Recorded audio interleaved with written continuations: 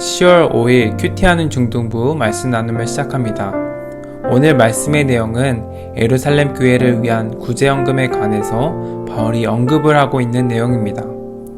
기원 후 41년부터 51년 당시 예루살렘 교회는 심한 기근으로 대단히 궁핍한 상황이었습니다. 따라서 그들을 적극적으로 도우라고 이야기를 하고 있습니다. 바울은 고린도 교회 성도들에게도 이러한 구제연금을 요청하며 마게도냐 교회의 예를 들고 있는데요.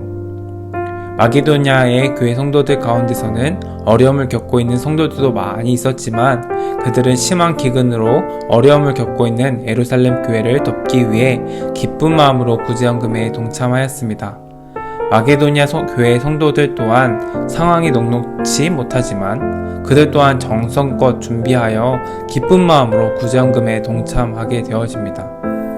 풍족하지 않아도 자신의 상황에 따라서 도울 수 있는 최선을 기쁨으로 섬기는 모습은 우리들 뿐만 아니라 다른 이들에게도 큰 감동을 전해주는 통로가 되었습니다. 바울은 말합니다. 이처럼 마게도냐 교회 성도들이 큰 환난의 시련과 극심한 가난 속에서도 예루살렘 교회에 구제연금을 진행하는 것은 하나님의 은혜라고 말하고 있습니다. 하나님의 은혜를 주셔서 그렇게 했거니와 그렇게 할 수 있는 것 자체가 하나님의 은혜라는 것이죠. 이처럼 드린다는 것은 기쁜 마음으로 드려야 합니다. 연보라고 하는 말이 있습니다. 연보는 한 마음이란 뜻을 가지고 있는데요. 연보는 한 마음으로 순수하게 베푸는 호의라고 합니다. 이런 마음으로 드리는 것이 헌금입니다.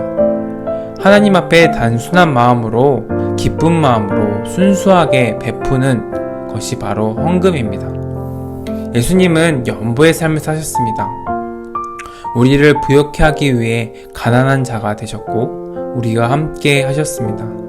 예수님은 가난케 되시는 성육신의 사건으로 우리는 부요한 자가 되었습니다. 고린도 교회 성도들도 예루살렘 교회를 위한 헌금을 하기로 했지만 계획이 실행되지 못하고 있었습니다.